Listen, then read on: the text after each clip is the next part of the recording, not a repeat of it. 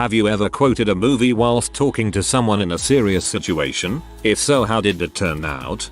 Whilst interviewing for a job as a leasing agent at an apartment complex, the interviewer randomly handed me the pen she was writing with and said, "Sell me this pen," just like in Wolf of Wall Street. So I whipped back around with, "Do me a favor and write your name on that piece of paper," just like in the movie, expecting her to get that I'd caught her reference and we could move on. Nope.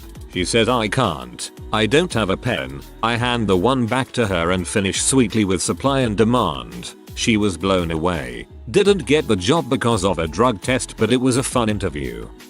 Didn't get the job because of a drug test, but it was a fun interview. Dude, you need to learn when to stop with the impersonation. Sitting on runway next to some lady who just won't stop talking to breathe. Make a few Fight Club references, single serving friends and whatnot. Get the feeling she's never seen the movie. Plane starts to take off and I say something to the order of, "This is the part where I always hope the plane crashes because my insurance pays out double on business trips." Not a peep out of her the rest of the flight. You know a great one to say to any girl you are dating? "You smell like angels ought to smell." 60% of the time, it works every time. 60% of the time, it works every time. I actually managed to slip that one by my father when explaining a recipe. I used to work in a bar, and on a certain night the bouncer at the door asked for backup because a group of troublemakers at the door was making some trouble. I went there, not specifically buffed but 6F5, and I told them they really could not go in.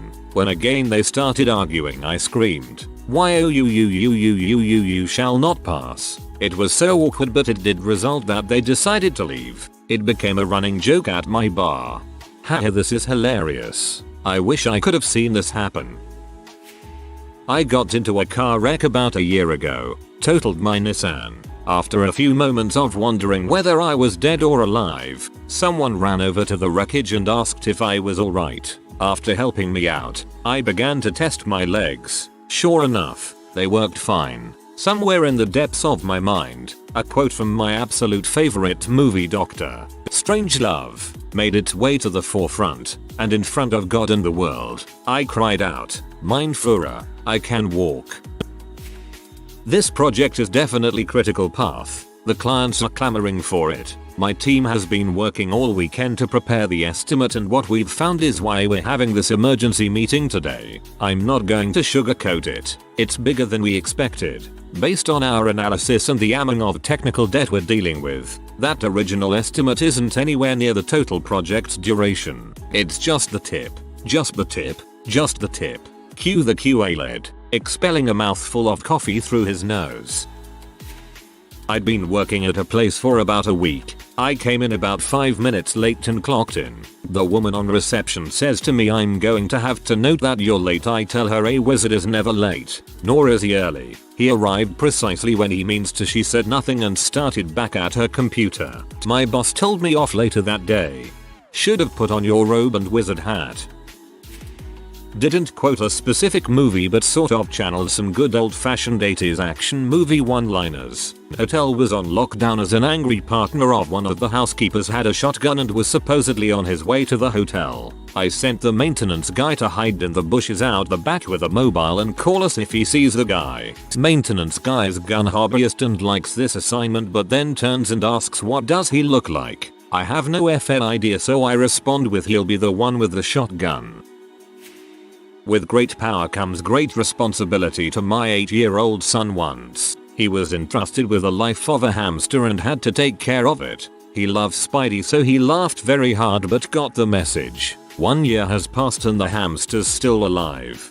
Oh god, I misread that last sentence as 1 year he passed and the hamster's still alive. I pulled out a line from Blade Runner in a job interview a few years ago. When the hiring manager started asking me the crazy hypothetical questions, I responded with, "Do you make these questions up, Mrs. Manager, or do they write them down for you?" She showed me the book she was reading them from that she'd been hiding under her desk, and we had a laugh about it. Thankfully she didn't ask about my mother, so I got the job. I'm Mr. Manager. All the time in writers' workshops, I just change notes to words and quote Emperor Joseph in Amadeus. My dear young man, don't take it too hard. Your work is ingenious. It's quality work, and there are simply too many words. That's all. Just cut a few and it will be perfect. If they ask which ones, I tell them the adverbs. Not the adverbs. Slowly surely really learn your adverbs here. During my performance review, my manager told me even though your execution has been great, you have not done things to go above and beyond. You have to do those to get promotion, to which I said, well, that's just like your opinion, man. My manager did not get the Lebowski reference and he looked at me with all the confusion he had. That is amazing. I once fell asleep during a sales meeting at an office job I hated. My head rolled back and I hit it on the ledge of whiteboard. Frick, I said quietly, as I rubbed the back of my head. Is there something you wanted to say? My boss said, fully stopping his lecture about whatever. Nothing, sir. Just a little excited to get out there and whoop ET's butt. The room laughed, including my boss, who later that day told me to nut up or shut up.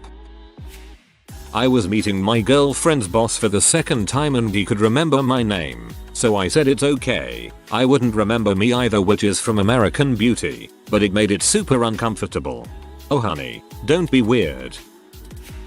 One time I was out to eat with a friend, and when I returned to the table from the bathroom, our food had arrived. So I quoted the whole Pulp Fiction, "Don't you just love it when you come back from the bathroom and find your food waiting for you?" But she didn't get it, so I let it go.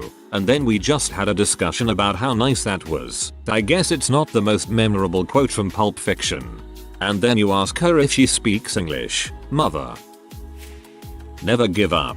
Never surrender. They thought I was cheesy but went along it. They did not recognize the greatness of the quote. By Grabs the Hammer, what a savings.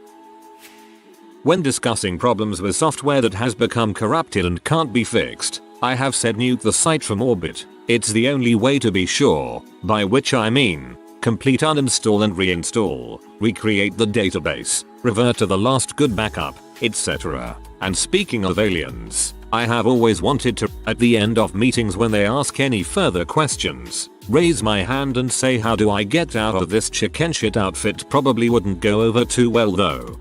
I like to reply to people questions with a childlike affirmative. Some people get it and I get a nod of agreement. Others think I'm weirdo who likes talking like a young girl. First week in a new job as a tech specialist at a high school.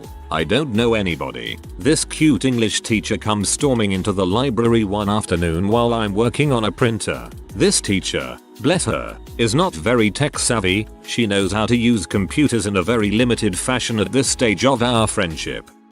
You, computer dude. Why is the new gradebook system so confusing?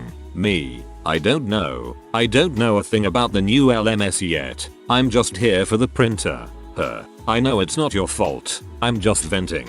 I mean, whose idea was it to use one LMS for lesson plans and another for attendance and gradebook?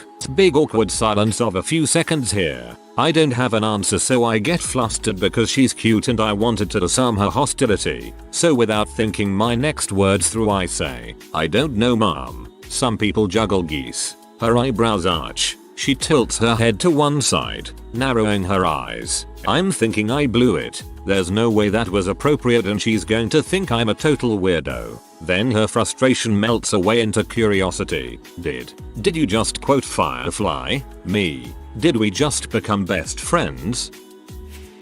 I was working at a software company that was making some pretty complex control software on site for a customer. They were in turn selling that software as part of a top-down solution to their customer. Things were not going well because they made some promises about our development that they did not tell us about beforehand. We found out about this maybe a week before the date they promised. Naturally, there was no way it would be done before then. We were working very hard to get stuff done, but the software involved motion control, potential damage to hardware, and possible injury to the user, so it was very painstaking. One day the end customer shows up and wants to have a come to Jesus meeting.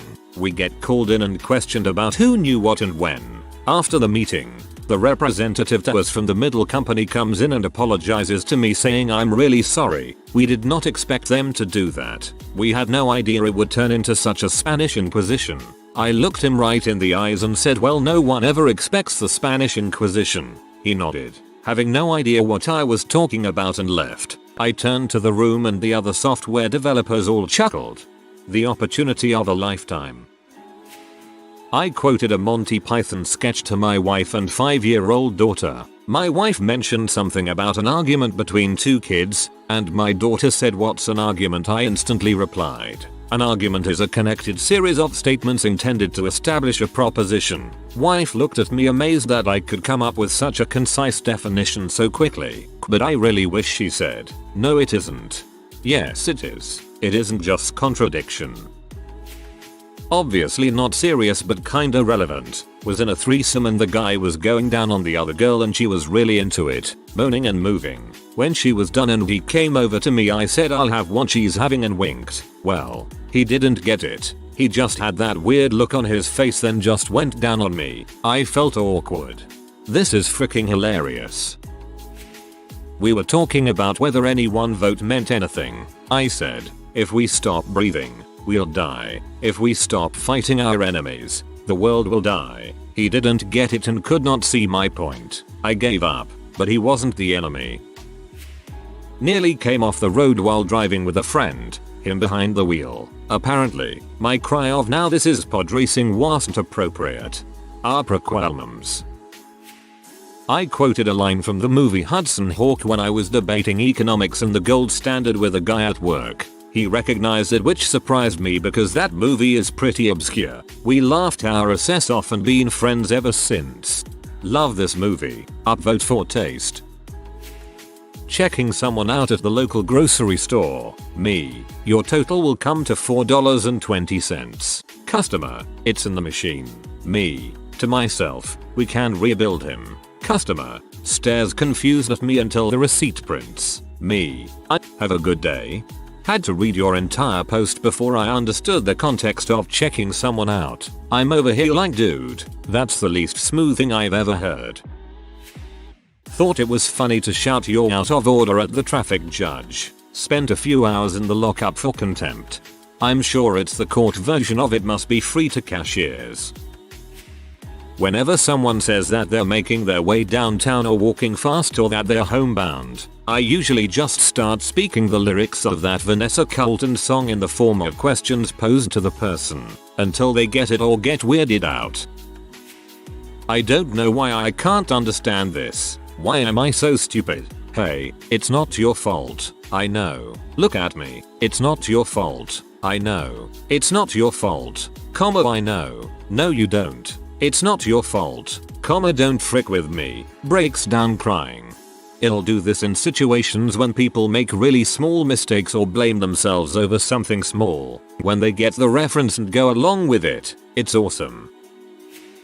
So, it's more a song than a movie, but a visiting professor that works with my father was telling me about how someone messed up her car in the parking lot, and the police came out with a camera, and she started describing the process, and I'm just like, 27 8x10 color glossy photos with circles and arrows and a paragraph on the back of each one. Turns out nobody's heard of Alice's restaurant in Bulgaria.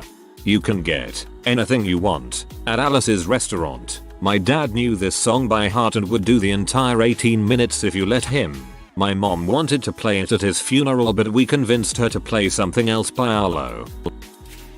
My bachelorette party took us to an Irish pub, where we played a game that forced us to interact with a lot of very drunk people. We ended up making friends with a couple who was also getting married soon, and the woman cornered me on my way to the bathroom. She was very drunk and confessed that she was having second thoughts about getting married. It's not the best sex I've ever had, you know? What if I get bored? I gave her an approximation of a quote from Trainwreck.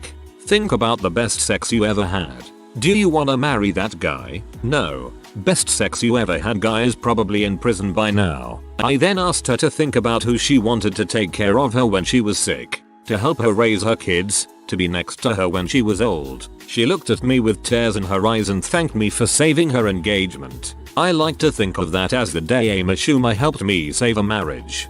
I like to think of that as the only day Amy Schumer helped you save any marriage. So had surgery yesterday morning and she was freaking out. When they took her back, I nonchalantly say, "May the force be with you." I got looks and giggles from all around and she gave the "are you freaking kidding me" look. Nice. I can basically quote the whole of Holes. I very often will say a duck may swim on the lake, but my daddy owns the lake. I quote Holes all the time. The easiest go to being "I can fix that," and when something bad happens I'll blame it on my no good dirty rotten pig stealing great grandfather, and randomly throw out my thoughts on any given day. "It should be no labor to be nice to your neighbor" pops into my head without warning. One of my favorite movies of all time. I was having a political argument with a friend and he started to say "suppose you were," when I cut him off with "I do not entertain hypotheticals. The world as it is vexing enough," which is a quote from True Grit. He looked perplexed for a few seconds and then told me to frick off. I won that round. When I was 16 my brother showed me my now favorite movie, Repo, the genetic opera. It's a musical, if the title didn't give that much away. Anyway, I got back from school one day and my dad wasn't home. I turned to my brother and, poorly, sang "Where the frick is dad, brother?" He turned to me and replied he left me in charge. Sister, me and my brother haven't always gotten along, so little moments like this mean the world to me. OMG, I love Repo. Any chance to scream "Daddy's girl's a freaking monster" is fun. A girl was getting mad and yelling at me, so I told her I have to return some videotapes. And then I got yelled at because Blockbuster was out of business for years and even DVDs were being phased out. Yeah, like I said, they are really late. Gotta go.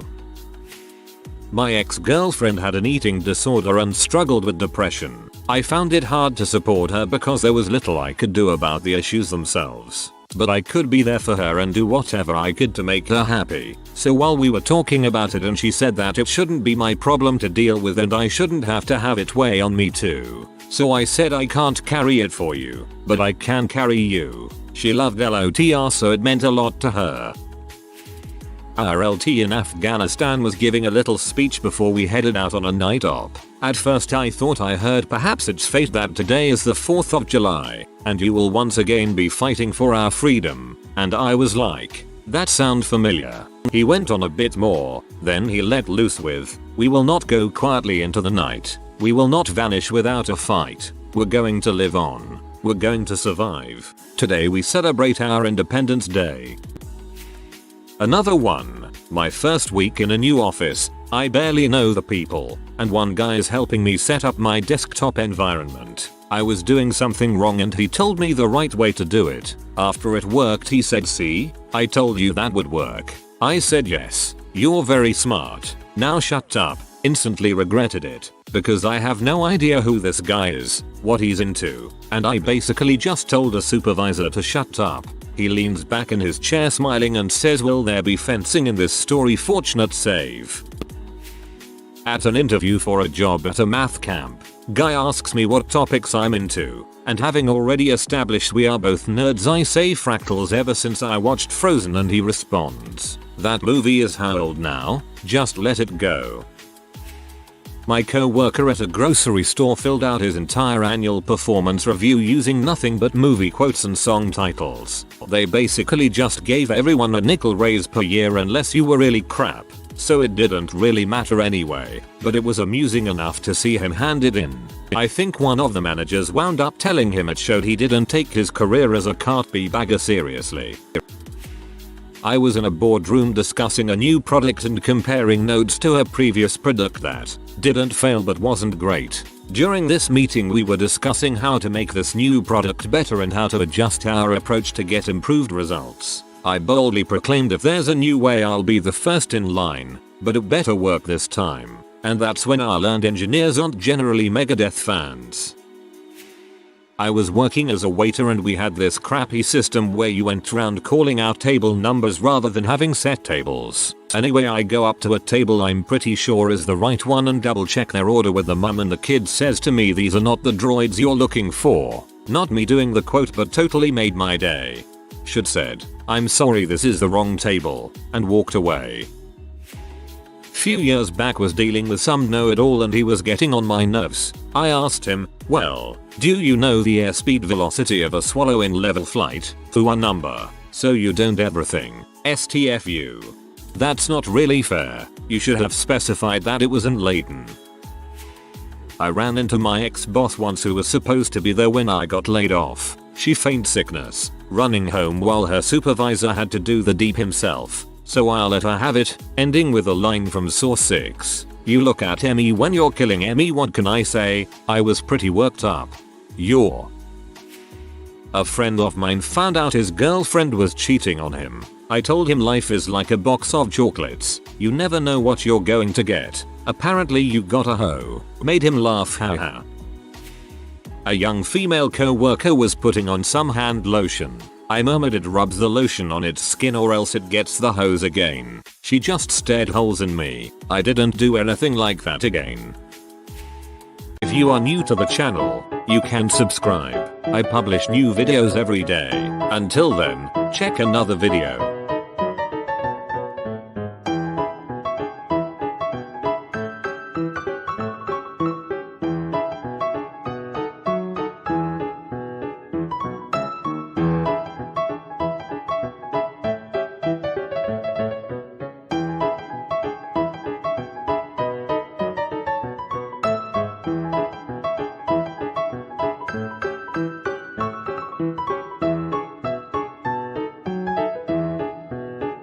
Bye for now.